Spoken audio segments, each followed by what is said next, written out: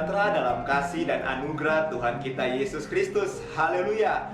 Great people, senang sekali dalam video ini kita akan belajar nilai kita yang keempat, yaitu absolute integrity.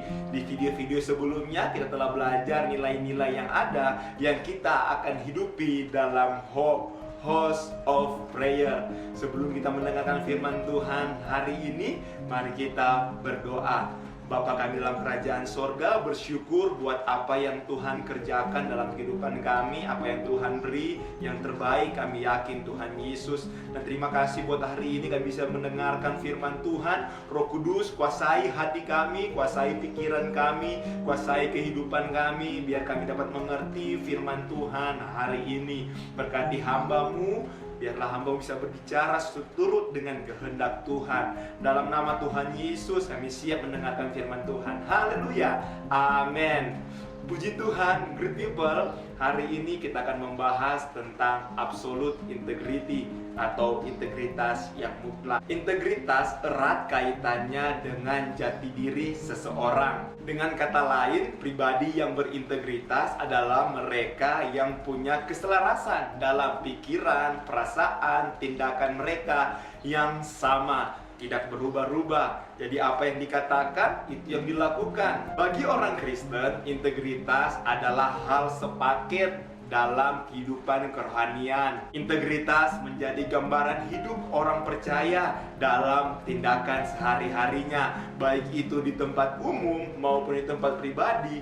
Ada orang maupun tidak ada orang, dia harus melakukan hal yang baik. Dan Alkitab menunjukkan bahwa orang yang berintegritas mempunyai hubungan atau pergaulan yang erat dengan Tuhan. Kalau kita bisa lihat dalam Alkitab, mulai dari Abraham, Nuh, Daud, Paulus mempunyai hubungan yang erat dengan Tuhan, dan mereka memiliki integritas yang sangat baik dalam kehidupan mereka. Mereka berusaha untuk hidup benar, mau melakukan hal-hal yang baik, dan mau melakukan kebenaran firman Tuhan dalam kehidupan mereka. Lalu bagaimana supaya kita bisa menjadi pribadi yang berintegritas?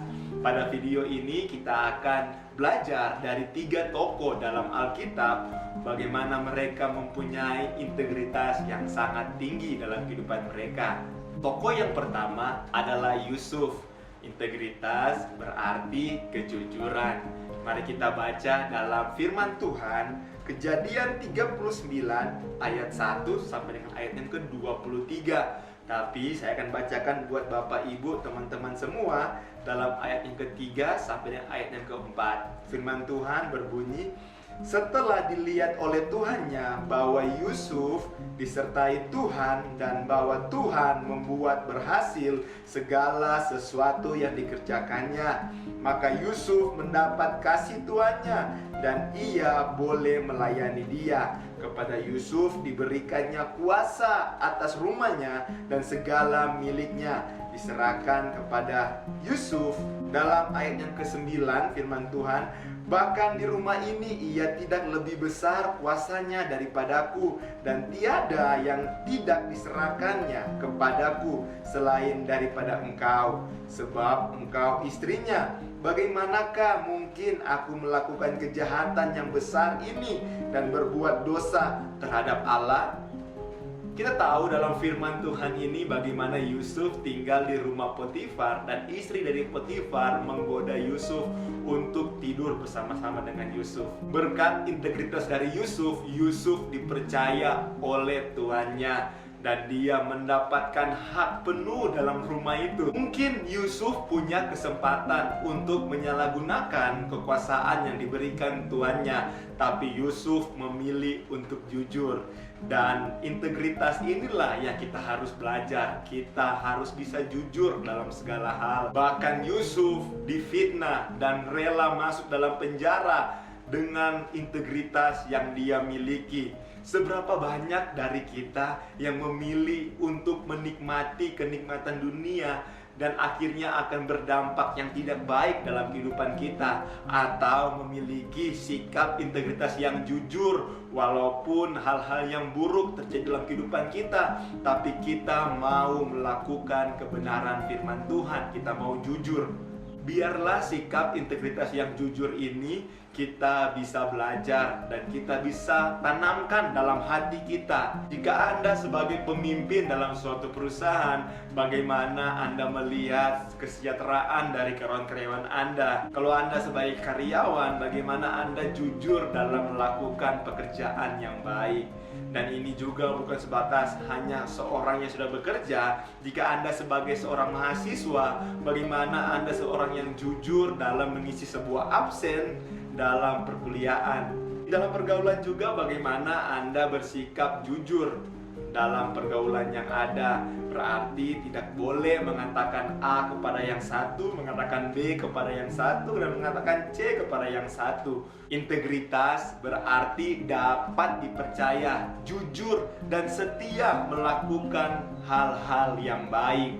Itu adalah poin yang pertama. Integritas berarti jujur. Kita belajar dari Yusuf, dia mau jujur dan mau setia, mau melakukan hal-hal yang baik walaupun keadaan yang tidak begitu baik yang dia terima. Poin yang kedua, kita akan belajar dari Daniel.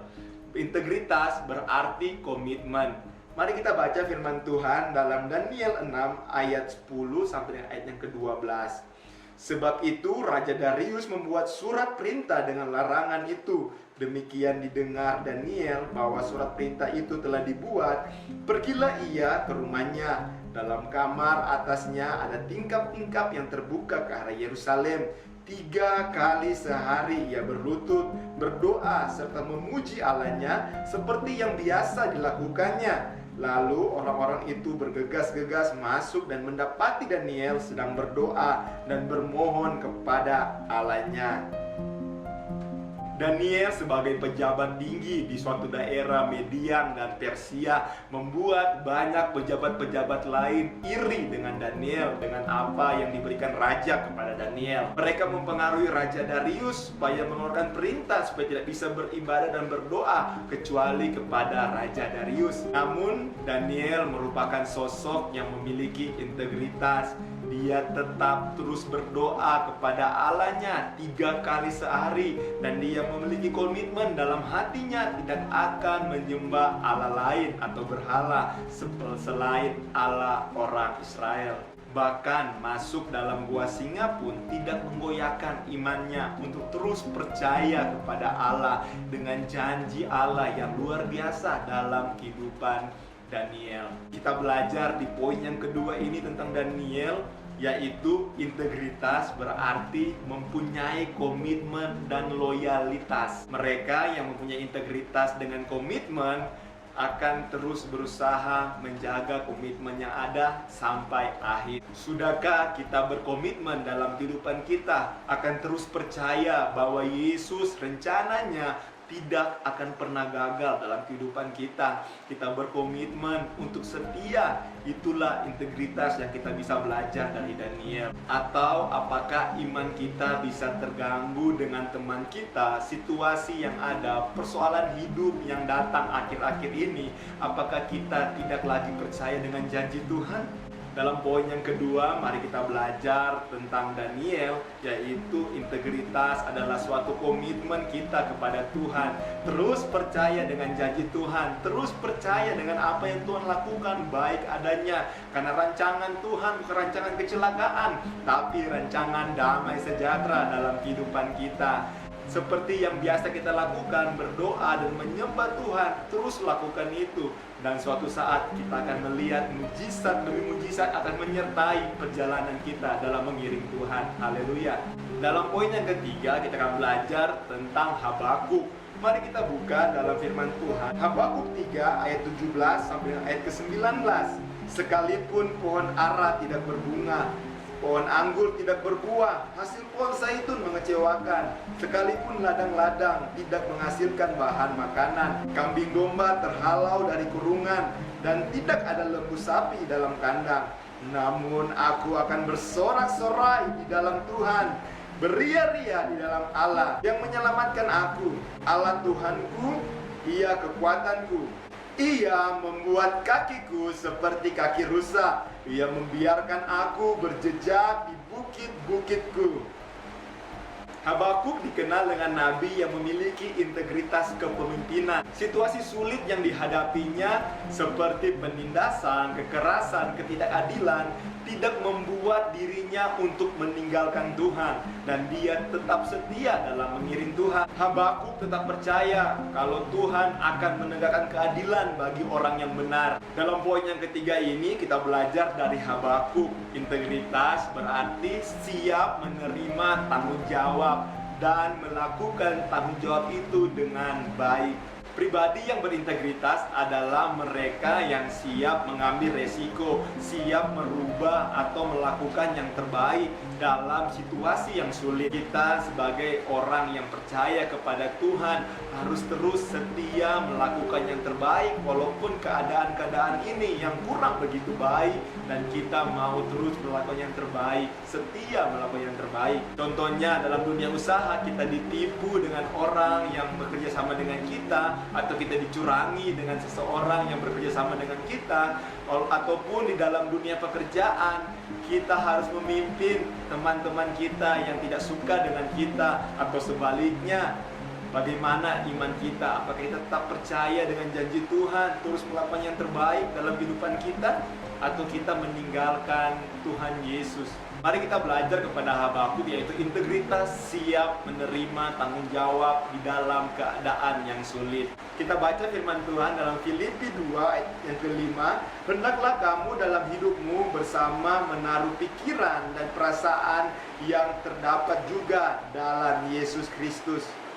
Di tengah kepalsuan dan kepura-puraan dunia ini, seharusnya kita sudah mempunyai fondasi yang benar, yaitu Yesus Kristus sebagai dasar kehidupan kita. Jadi padankanlah kehidupan kita, pikiran, perasaan Kristus dalam kehidupan kita. Dengan demikian, integritas kita akan menjadi berkat bagi orang-orang yang belum mengenal Tuhan. Dimanapun engkau pergi dan berada, pasti beda dengan orang-orang yang tidak mengenal Tuhan, karena kita mempunyai integritas.